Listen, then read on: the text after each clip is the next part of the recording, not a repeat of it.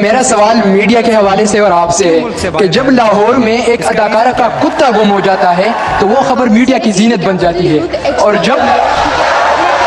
जब वो शादी करती है तो वो भी 2-3 दिन तक मीडिया का जीनत बन जाती है। लेकिन बदकिस्मती से वजीरिस्तान से, बलूचिस्तान से लोग उठाए जाते हैं, वो मीडिया की खबर नहीं बन जाती, वो मीडिया की जीनत नहीं बन जाती।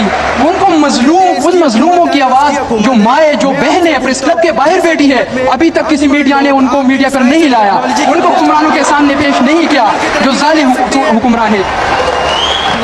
जैसा कि टॉपिक है जवान का पाकिस्तान, तो मेरी आप तीनों हजरात से मेरा क्वेश्चन है कि आप लोगों की पार्टीज में यूथ की रिप्रेजेंटेशन कितनी है टॉप टियर में, और अगर नहीं है तो फ्यूचर में आपका क्या प्लान है यूथ की रिप्रेजेंटेशन को बढ़ाने के लिए। जिस तरह आप सबने बात की ना, एजुकेशन की डेवलपमेंट पे बात की, पॉलिसीज पे बात की कि हम ये इम्प्लीमेंट करें, वो करें, ये सब कुछ कर रहे हैं, तो अगर हम करंट सिचुएशन देखें तो पाकिस्तान की 60 to 65% यूथ क्यों मुल्क से बाहर जाना चाहती है, इसका रीज़न क्या है?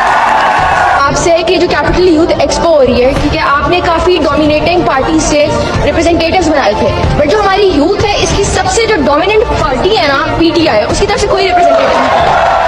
वाई?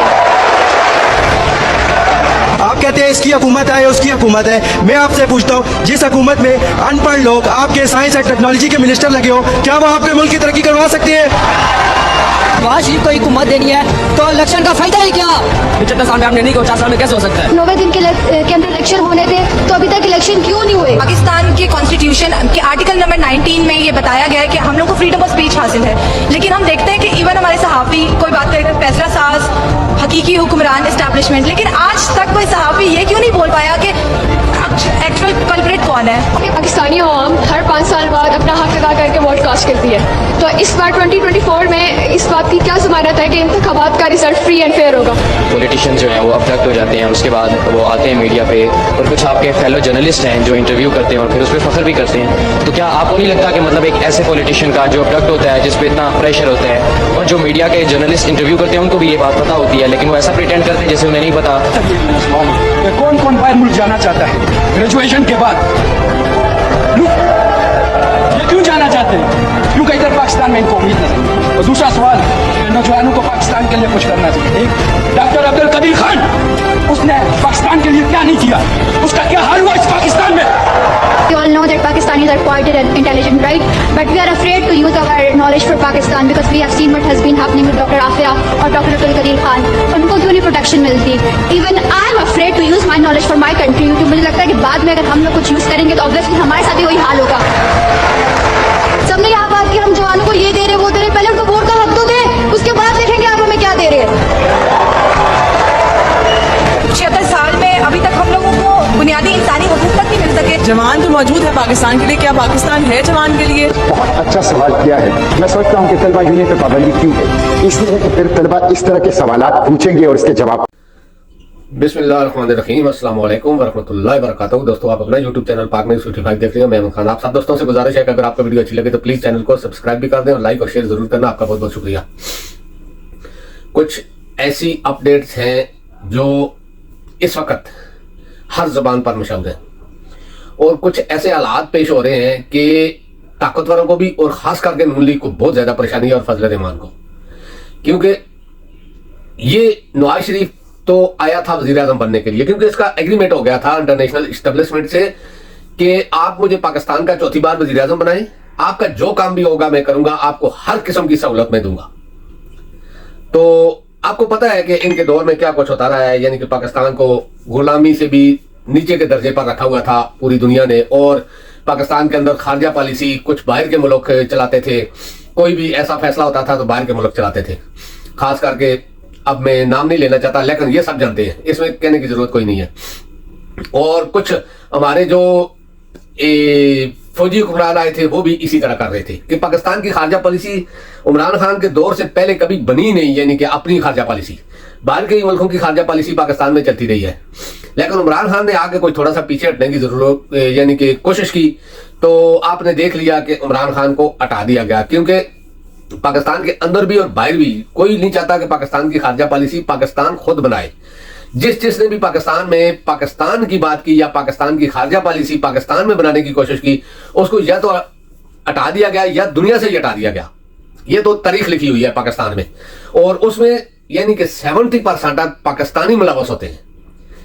10 से 20 या 30% जो है बैरूनी ताकतें मुलवस होती हैं, लेकिन 70% पाकिस्तानी मुलवस होते हैं इन साजिशों में, और उनमें ताकतवर भी होते हैं, दूसरे लोग भी, सियासतदान भी होते हैं, यानी कि बहुत से लोग मिलकर उस साजिश को अंजाम देते हैं जो बैरूनी मुल्क बनाते हैं पाकिस्तान के खिलाफ या एजेंसियां बनाती हैं। इस दफा भी ऐसा ही हुआ था इमरान खान के दौर में भी, लेकिन इससे पहले ऐसा होता था कि जब भी किसी को उतारा जाता था या इस तरह के काम, तो लोग मिठाइयां बांटते थे, और खास करके हमारे जो आर्मी के लोग थे उनके लिए लोग खुशी के तराने, फूल वगैरह उनको पेश करते थे खुशी से। पहली बार ऐसा हुआ कि लोगों ने इस चीज को कबूल नहीं किया।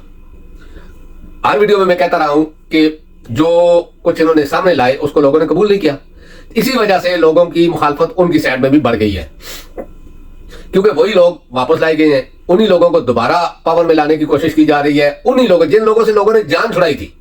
यानी कि देखें, दो सियासी पार्टियां, देखें अभी अगर मार्शल लॉ लग जाता है तो उसके खिलाफ तो लोग नहीं बोलते, दिल में बात होती है, बोलते नहीं है, लेकिन अगर सिविल हुकूमत है, जमहूरी हुकूमत है, एक यानी कि सियासी हुकूमत है, तो उसके खिलाफ तो लोग बोलते हैं। यही चीज थी कि जब इनको लाया गया इमरान खान को हटाकर, तो लोगों के दिलों में इनके खिलाफ नफरत तो थी, लोग बोल नहीं सकते थे, क्योंकि ये दो पार्टियां थी जो हुकूमत कर रही थी, एक पीपल पार्टी और एक नून लीग। उनमें एक तीसरी पार्टी घुस गई, और तीसरी पार्टी का जो यानी कि बनाने वाला कायद था, उसकी यानी कि जो पाकिस्तान से मोहब्बत या अवाम से मोहब्बत या फिर करप्शन से मुखालफत, चोरी से मुखालफत किसी से डकी छुपी नहीं थी। उसने खरबों रुपया छोड़ दिया पाकिस्तान की खातर, उसने अपनी हीरो जैसी यानी कि शहजादों जैसी जिंदगी गुजारनी छोड़ दी पाकिस्तान के खातर। आज वो जेल में बांधा है पाकिस्तान की खातर और पाकिस्तानिया की खातर। क्यों? क्योंकि अगर उसको इस किस्म का लालच होता तो आज जेल में ना होता, नवाज शरीफ की तरह अयाशी कर रहा होता, जरदारी की तरह घूम फिर रहा होता, चोरी भी की होती, करप्शन भी की होती, दूसरे मुल्क के हुक्म भी माने होते, पाकिस्तान की खारजा पॉलिसी उन लोगों के मुताबिक चलाई होती, तो आज वो आजाद घूम रहा होता, या अपने बच्चों के पास होता, या अपनी फैमिली पाकिस्तान में अपनी बीवी के पास होता। इतनी बातें 2-2 टके के लोग, सहाफी या एंकर या जो जिनको घर में अपनी बीवियां दूसरी बार सालन नहीं देती, उनकी बातें भी सुन रहा होता, एक सुपरस्टार। तो मेरा कहने का ये मकसद है कि आज का दिन बहुत ही अहमियत का दिन है कि तहरीक इंसाफ की तारीख में पहली बार एक चेयरमैन चेंज होने जा रहा है।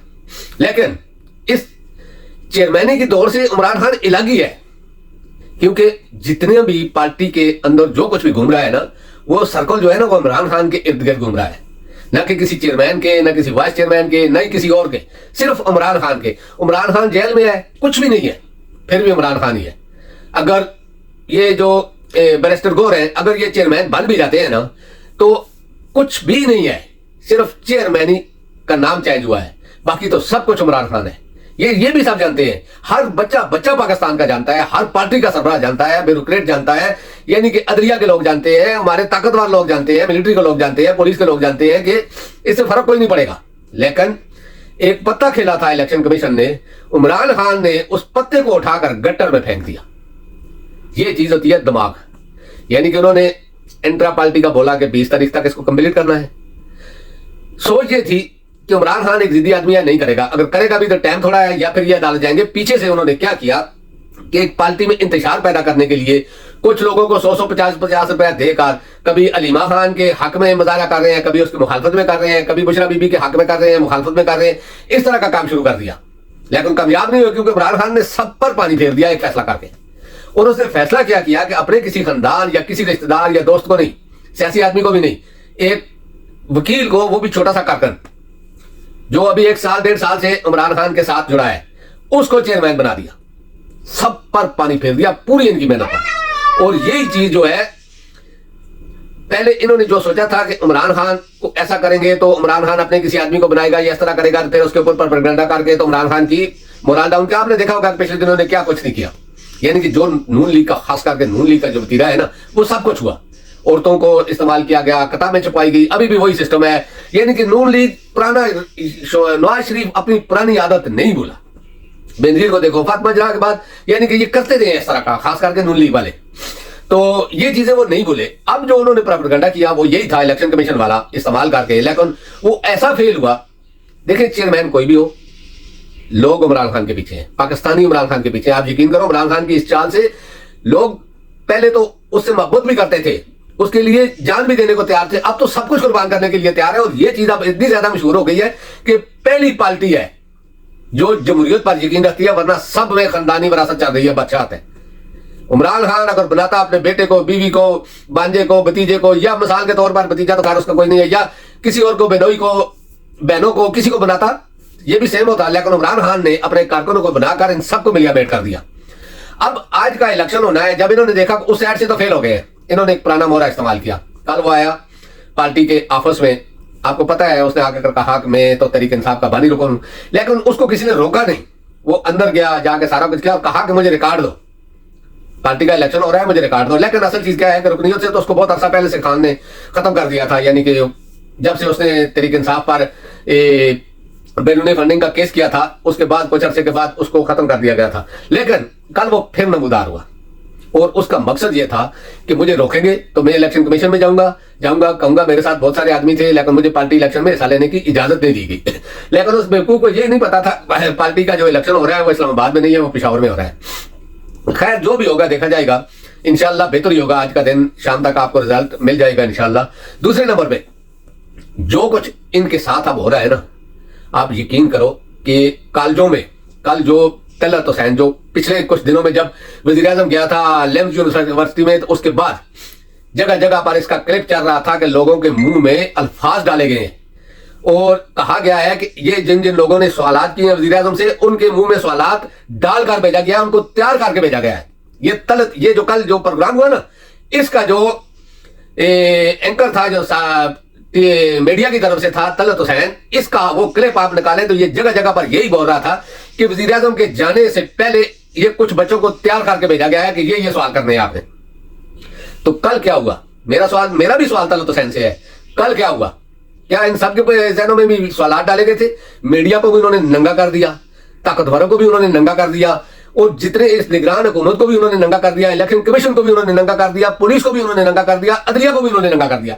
ये बच्चे थे, ये हो सकता है पहली बार इनका वोट रजिस्टर्ड हुआ हो या इस तरह की बात हुई हो, ये वो लोग हैं। कल के प्रोग्राम ने मैं अब शेरअफजल खान मुनव्वत वाला लफ्ज दोहरा रहा हूं कि वाड़ के रख दिया। अब तो ये लोग जाने से भी डरते हैं कि किसी जगह प्रोग्राम ना हो जाए, कहीं नंगे ना हो जाए। यही चीजें हैं कि मीडिया को सामने करके, कुछ एंकरों को सामने करके, जो आपको पता है कि तलत हुसैन किन का एंकर है या किन के लिए काम करता है, ऐसे एंकरों को सामने करके एक शो किया जाता है ताकि पता चले कि लोगों का रुझान कैसे है। लेकिन इनको हर बार यही पता चल रहा है कि लोग अब जूते मारने के लिए तैयार है। दूसरी तरफ जो कल मर्दान में हुआ, यानी कि खैबर पख्तूनख्वा तो उठ खड़ा हुआ है पूरे का पूरा। ये नहीं कि वो बगावत या फसाद की तरफ उठ खड़ा हुआ है, वो उस घुटन की तरफ, यानी कि घुटन से अपने आप को छुड़ाने के लिए उठ खड़ा हुआ है। आप एक बात का अंदाजा करो, एक घर में छापा मारा जाता है, जिस आदमी के लिए छापा मारा जाता है वो नहीं है, उसके बीवी बच्चों को, और खास करके एक ऐसे बच्चे को जो माजूर है उसको भी उठा लिया जाता है। तो आप सोचो कि इस तरह ये क्या साबित कर रहे हैं। मैं बार बार ये कह रहा हूं कि इस तरह आप मुल्क में इंतशार फैला रहे हो। आपका मकसद इस तरह हल नहीं होगा। ना फजल रहमान आ सकता है, ना नवाज शरीफ आ सकता है, ना जरदारी आ सकता है, ना कोई और आ सकता है। वजह कि लोग तंग हो चुके हैं इस चीज से। जो कुछ आप करना चाह रहे हो ना, इससे लोगों को घुटन महसूस हो रही है, लोगों की सांस रुकी हुई है। यानी कि कोई आदमी बात भी ना करे, अगर बात करे तो उसको इस तरह कर लिया, अगर वो मसूल नहीं तो उसके बीवी बच्चों को उठा लिया जाए। ठीक है, एक आदमी गलत बात कर रहा है फिर तो ठीक है, लेकिन कोई सियासी आदमी अपनी सियासत के लिए भी बात ना करे, वो एक पार्टी के साथ भी खड़ा ना हो। यानी कि जिस पार्टी का वो कारकुन है या जिसके लिए उसने अपना सब कुछ निछावर किया, लड़ा, जो कुछ भी किया, उसके साथ भी खड़ा ना हो। और जो समझे कि वो पार्टी हक पर है, वो कायद हक पर है, वो लीडर हक पर है, उसके साथ भी खड़ा ना हो। ऐसा तो नहीं हो सकता जिस तरह आप कर रहे हो। और खास करके पुलिस और खैबर पख्तूनख्वा की पुलिस, जब वो जानती भी है कि खैबर पख्तूनख्वा के लोग इस इन चीजों को तस्लीम नहीं करते, जब बात इस पर आ जाती है ना, तो खैबर पख्तूनख्वा खास करके पूरे पाकिस्तान में बहुत ज्यादा गैरतमंद लोग हैं, यानी कि 99% गैरतमंद लोग हैं और कुछ बेगैरत हैं 1%। तो खैबर पख्तूनख्वा खास करके ये चीजें बर्दाश्त नहीं कर सकता। जब उनकी इज्जतों पे बात आती है तो आपको पता है कि वो लोग लड़ने मरने पर तो लग जाते हैं, फिर वो दुश्मनी बहुत लंबी चली जाती है। मैं इसलिए कह रहा हूं कि देखें, ये पाकिस्तान के लिए अच्छा नहीं है। हम पाकिस्तानी हैं, हम अपने मुल्क से प्यार करते हैं, हमें अपने मुल्क से मोहब्बत है, अपनी फौज से मोहब्बत है, अपने अदारों से मोहब्बत है। लेकिन अदारों को भी चाहिए कि वो ऐसा करें कि लोग उनसे नफरत न करें। अगर नवाज शरीफ नहीं आएगा तो आसमान नहीं गिर जाएगा, नवाज शरीफ वज़ीर आज़म नहीं बनेगा तो आसमान नहीं गिर जाएगा, फजल रहमान खैबर पख्तूनख्वा का वज़ीर आला या इसका बेटा नहीं बनेगा तो आसमान नहीं गिर जाएगा। पाकिस्तान अल्हम्दुलिल्लाह कायम है, लेकिन अगर ये आएंगे तो आसमान जरूर गिरेगा। ये आपने देख लिया होगा। और खास करके खैबर पख्तूनख्वा में पिछले दिनों से जो कुछ हो रहा है वो आपने देख लिया। लोग नहीं मान रहे, ना आपके हुक्म को और न ही इन लोगों को। वजह यह है कि अगर आपने हुक्म बनाना है तो आप इन्हीं लोगों से प्यार से बात करो। खुदा की कसम, ये आपके कदमों में अपनी जान दे देंगे। ये वो लोग हैं जो सारी उम्र पाकिस्तान को यानी कि इस बॉर्डर से महफूज रखते रहे, इंडिया तक जाके लड़े, कश्मीर तक जाके लड़े, कश्मीर को आजाद करवाया, जो पाकिस्तान वाला कश्मीर है उसको आजाद करवाया, गिलगित बल्तिस्तान को आजाद करवाया। ये वो लोग हैं। और ये इन्हीं लोगों का जो कुछ नस्लें हैं जो अफगानिस्तान में है, 20 साल तक वो अमेरिका से लड़ते रहे, आखिर अफगानिस्तान को आजाद कराया। ये वही लोग हैं। तो मेरा ये कहने का मकसद है कि आप उनसे प्यार मोहब्बत से, यानी कि जो असूली तरीका है उससे करें तो वो मान जाएंगे। अगर इस तरह करेंगे ये घुटन, तो फिर कोई आदमी भी नहीं बर्दाश्त कर सकता। मैंने कहा ना 99% लोग नहीं बर्दाश्त करते इन चीजों को। चाहे वो एक कोठे में बैठा हुआ दलाल भी है ना, जब उधर की किसी औरत को आप छेड़ोगे तो वो भी मरने मारने पर तुल जाएगा। तो मैं ये कहना चाहता हूं कि अगर आपने पाकिस्तान को बचाना है तो आप पाकिस्तान का सोचें, आप किसी और का मत सोचें। इनको लोग कबूल नहीं कर रहे और नहीं करेंगे। अगर ये चलो आप इसको वज़ीर आज़म बना भी देते हो तो कितना चलेगा। तो दोस्तों, मैं अब इस वीडियो को इधर ही रोकता हूं। आप जरा ये क्लिप देखें जो कल तलत हुसैन वाला प्रोग्राम था, उसका क्लिप है, इसको देखें। इसके बाद आप सोचें कि पाकिस्तान में नौजवान क्या सोच रहे हैं, जो 60% है और उनमें से भी यानी कि 65% है, उनमें से भी 64% पढ़े लिखे हैं। तब तक के लिए इतना ही। इंशाल्लाह नेक्स्ट व्लॉग में इंशाल्लाह आज ही दोबारा हाजिर होऊंगा, क्योंकि दूसरा इलेक्शन का ऐलान भी हो जाएगा और कुछ अपडेट्स है वो भी आपके साथ शेयर करूंगा। अल्लाह पाक आप सबको अपनी ज़मान में रखे। अस्सलाम वालेकुम व रहमतुल्लाहि व बरकातहू। अल्लाह हाफिज़।